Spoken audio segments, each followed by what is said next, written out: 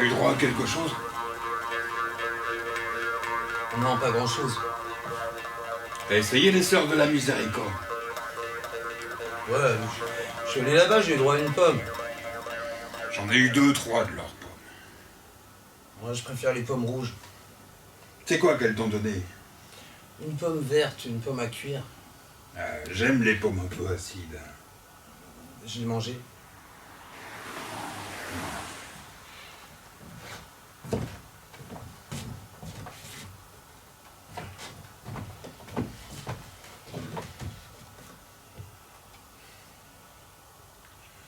J'ai vu Franck là-bas à la gare. Ah ouais, comment il est? Il est mal. Ah, il était bien la semaine dernière. Il avait l'air bien, mais il était mal.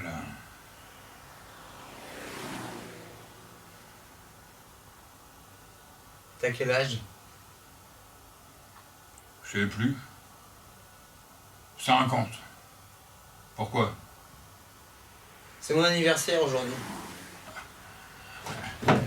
Mes vœux les plus sincères.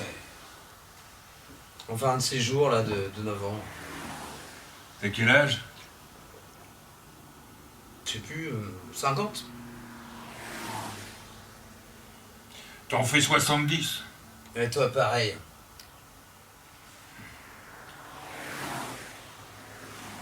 J'en ai vu des choses. Sans blague.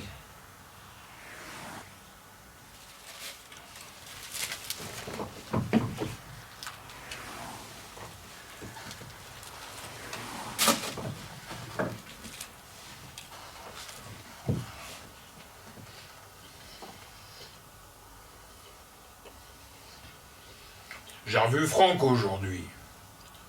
Il a dit que sa jambe était mal.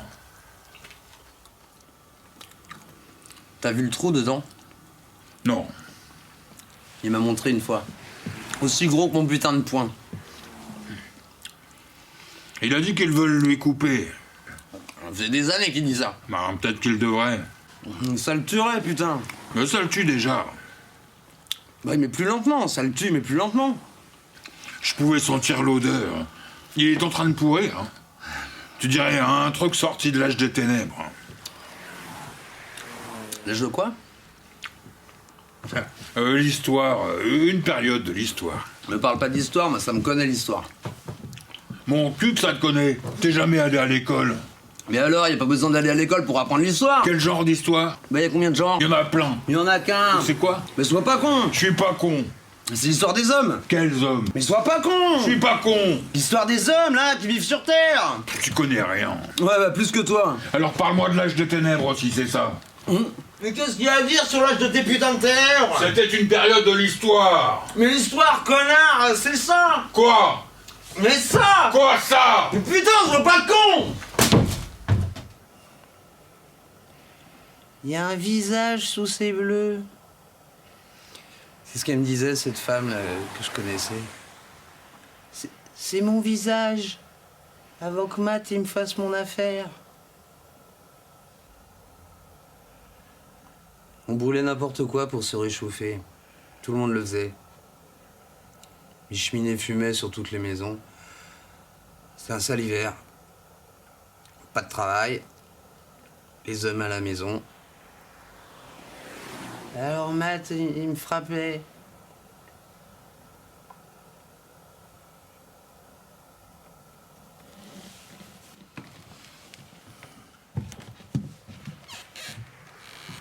Les renards ont tué une petite fille l'autre jour.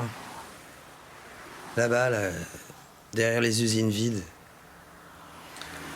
Elle était en train de jouer à quelque chose comme ça et elle est tombée dans un vieux fossé ou un vieux canal d'écoulement, ce genre. À pas pouvoir se relever, à se gorger d'eau croupie. Là-bas. Les renards ont flairé sa trace. 3 ou peut-être 4, à crever la faim là-bas, à manger des lapins, à mâchouiller des herbes folles. Bref, ils l'ont suivi, ils lui sont tombés dessus et ils l'ont tué. Ils l'ont mordu au visage. Enfin bref, ils en ont fait qu'une bouchée. Il y a un visage sous ces bleus. Les choses dont un cordonnier a besoin, c'est une forme de cordonnier, un marteau à cheville, un racloir à talons, un marteau à deux têtes, des alènes à poinçonner et à coudre pour les piqûres et les œillets de lacet, un carré à souder, une forme en bois, un fer à gouger pour mouler le cuir à la semelle, un fer à vernir, une pince à étirer, une carde et une roulette pour inciser le cuir, et un coupoir à empeigne.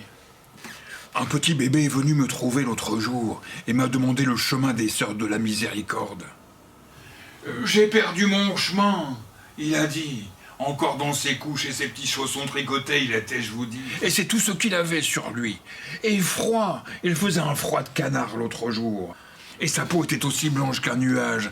Et une vraie crinière de cheveux blonds il avait. Une crinière de cheveux blonds, comme le soleil, ça faisait. Et il avait son biberon calé sous son bras, comme un vieil alcoolo. Son petit biberon de lait calé sous son bras. Qu'est-ce que tu leur veux, aux sœurs j'y ai dit. Et il a dit, tu vois donc pas, mec, que j'ai plus de lait dans mon biberon? J'ai faim, et je suis claqué, mec, et je veux pouvoir pieuter quelque part. Alors moi, je lui ai montré le chemin, et je l'ai laissé là. Elles prendront soin de toi, j'y ai dit. Et il a rien dit. Il m'a juste lancé un regard. Et j'oublierai jamais la douleur de ce regard, la putain de douleur sur sa petite frémousse. Et le voilà qui disparaît par la porte, son petit biberon de lait calé sous son bras, tout comme un vieil alcoolo. Je suis parti vers ma destinée, voilà une odeur de bière, de fruits et de moules marinières, m'attire dans un estaminet. Là, il y avait des types qui buvaient, des rigolos, des tout rougeaux, qui s'esclaffaient, qui parlaient haut et la bière, on vous la servait bien avant qu'on en redemande. Oui, ça pleuvait comme un stand et comme partout. Quand sur la ville tombe la pluie et qu'on se demande si c'est utile, puis surtout si ça vaut le coup. Si ça vaut